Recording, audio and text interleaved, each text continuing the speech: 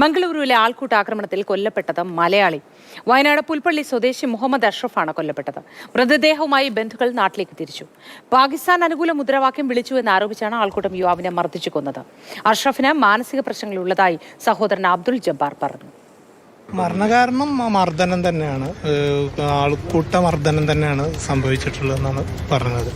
20 ആളുകൾ അറസ്റ്റിലായിട്ടുണ്ട്, മറ്റു കാര്യങ്ങളൊക്കെ അന്വേഷിക്കുന്നുള്ളൂ എന്നാണ് പറഞ്ഞത്. ഇത് ഒരു 2 മണിക്കൂറോളം ഈ ബോഡി അവിടെ കിടന്നിട്ടുണ്ട് എന്നാണ് പറയുന്നത്. അപ്പം മരിച്ചവിടെ കിടക്കുകയാണ് ചെയ്തിട്ടുള്ളത്. ആൾക്കൊരു ചെറിയ രൂപത്തിൽ മാനസിക പ്രോബ്ലം ഉണ്ട്.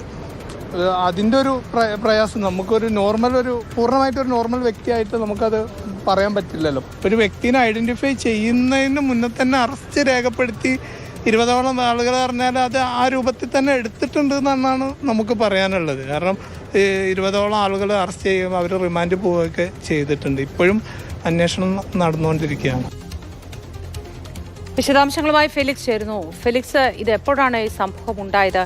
മാനസിക അസ്വാസ്ഥ്യം ഉണ്ടായിരുന്നു എന്ന് പറയുന്നു. ഇനി എന്തിന്റെ പേരിലാണെങ്കിൽ കൂടി ആൾക്കൂട്ടം ചേർന്ന് ഒരാളെ കൊലപ്പെടുത്തുക എന്ന് പറയുന്നത് നമുക്ക് പൊരുത്തപ്പെടാനേ കഴിയാത്തതാണ്, പൊറുക്കാനേ കഴിയാത്തതാണ്. വിശദാംശങ്ങൾ എന്താണ്? മോത്തി, കഴിഞ്ഞ ഞായറാഴ്ചയാണ് ഈ സംഭവം നടക്കുന്നത്. നമുക്ക് ഈ ദൃശ്യങ്ങൾ കാണാൻ സാധിക്കും.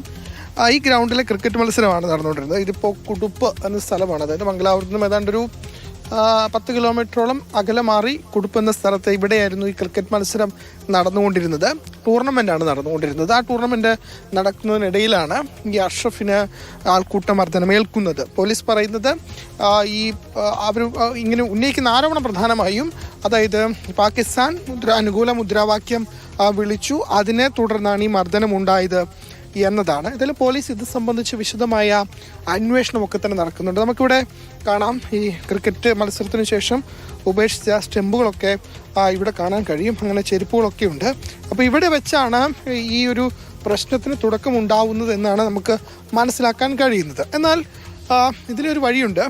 ഇത് അധികം ആൾ താമസമൊന്നും ഇല്ലാത്തൊരു മേഖല കൂടിയാണ്. അപ്പോൾ ഈ വഴിയിലൂടെ പോയാൽ ഒരു 150 മീറ്റർ മാറിയാണ് ഈ അഷ്റഫിൻ്റെ മൃതദേഹം കണ്ടെത്തിയത്. അതായത് ഇവിടെ നിന്ന് പ്രശ്നമുണ്ടാകുന്നു, പിന്നീട് അങ്ങോട്ടേക്ക് മാറുന്നു, അവിടെ വെച്ചാണ് മർദ്ദനമേൽക്കുകയും ഈ പറയുന്ന അഷ്റഫ് മരിക്കുകയും ചെയ്യുന്നത്. നേരത്തെ അഷ്റഫിൻ്റെ സഹോദരൻ പറഞ്ഞതുപോലെ തന്നെ ഏതാണ്ട് 2 മണിക്കൂറോളം ദൂരം അത്രയും നേരം ഈ മൃതദേഹം ആശുപത്രിയിൽ എത്തിച്ചിരുന്നില്ല.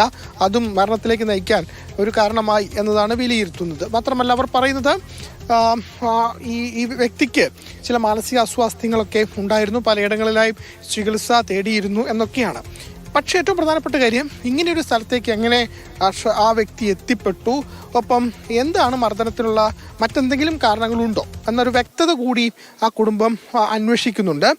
ഇപ്പോഴത്തെ പോലീസ് അന്വേഷണം വളരെ തൃപ്തികരമാണെങ്കിൽ കൂടി ഇങ്ങനെയൊരു മേഖലയിലേക്ക് എങ്ങനെ ഇങ്ങനെ ഒരാൾ എത്തിപ്പെട്ടു, അല്ലെങ്കിൽ എന്തുകൊണ്ട് ഇങ്ങനെയൊരു സംഭവം നടന്നു, എന്തുകൊണ്ട് വളരെ വേഗം ആശുപത്രിയിൽ എത്തിച്ചില്ല തുടങ്ങിയ കാര്യങ്ങളിലൊക്കെ തന്നെ കുറച്ചുകൂടി വ്യക്തത വരേണ്ടതുണ്ട്. ഏതായാലും ഇപ്പോൾ ഇവിടെ പോലീസോ മറ്റോ ഇല്ല. കാരണം കഴിഞ്ഞ ഞായറാഴ്ചയാണ് സംഭവം നടന്നത്. മൃതദേഹം ഇപ്പോൾ മലപ്പുറത്തേക്കാണ് കൊണ്ടുപോയിട്ടുള്ളത്. അതിനുശേഷം അവിടെ വെച്ചായിരിക്കും സംസ്കാര ചടങ്ങുകളടക്കം നടക്കുക.